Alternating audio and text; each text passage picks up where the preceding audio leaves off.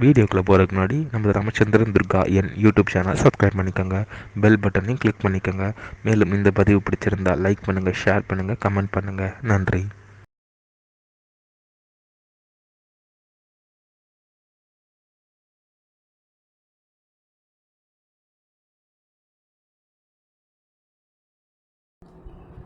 ஸ்ரீ குருப்யோ நம.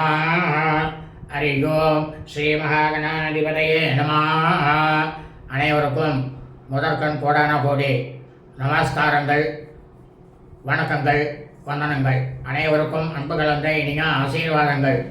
நமது ராமச்சந்திரன் துர்காயன் என்ற யூடியூப் சேனலிலே இன்றைய பதிவானது கார்த்திகை மாதத்தில் நிகழவிருக்கும் வாஸ்து பகவான், அந்த வாஸ்து நாளிலே நாம் அனைவரும் எதையெல்லாம் செய்ய வேண்டும், எதையெல்லாம் செய்யக்கூடாது என்பதை பற்றிய முழு விளக்கம்தான் இன்றைய வீடியோ பதிவு. ஆகவே அனைவரும் இந்த வீடியோ பதிவினை ஆரம்பம் முதல் கடைசி வரை முழுவதுமாக பார்த்து வாஸ்து நன்னாள் அன்று அதன் பிரகாரம் தங்கள் வாழ்க்கையை கடைபிடித்துக் கொள்ளுமாறு அனைவரையும் அன்புடன் கேட்டுக்கொள்கின்றோம். ஸ்ரீராமஜெயம். கார்த்திகை மாதம் வாஸ்து பகவான் பற்றிய முழு விளக்கம்.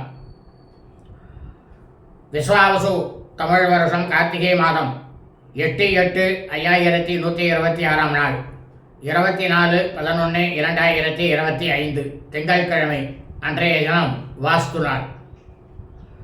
அன்றைய தினத்திலே வாஸ்து பகவானாகப்பட்டவர் விழித்திருக்கும் நேரமானது காலை 10:14 முதல் 11:44 வரை. மேலே குறிப்பிட்டுள்ள வாஸ்து பகவானை விழித்திருக்கும் நேரத்தில் மட்டும்தான் நாம் அனைவருமே புதிதாக தனக்கு சொந்தமாக வீடு கட்ட ஆரம்பிக்கும் அடியனுடைய அனைத்து அன்பு இதயங்கள் அனைவரும் பூமி பூஜையானது செய்ய வேண்டும். அதே சமயம் இந்த வாஸ்து நாளில் கிரகப்பிரவேசம், விவாகம், திருமணம், சீமந்தம், வளைகாப்பு, புதிய விசேஷமாக இருக்கக்கூடிய புதுசாக நம்ம வியாபாரம் ஆரம்பிக்கிறோம் அப்படின்னா அந்த வியாபார ஸ்தலங்கள் ஆகிய அனைத்து சுப விசேஷங்களையும் நிச்சயமாக கண்டிப்பாக செய்யக்கூடாது. இந்த வாஸ்து பகவானுக்கு திதி, வாரம், நட்சத்திரம், யோகம், ராகுகாலம், யமகண்டம், குளிகன், கரிநாள் ஆகிய எதுவுமே கிடையாது அவருக்கு. ஏனென்றால் இந்த வாஸ்து பகவானாகப்பட்டவர் விழித்திருக்கும் நேரம் மட்டும்தான் முக்கியம்.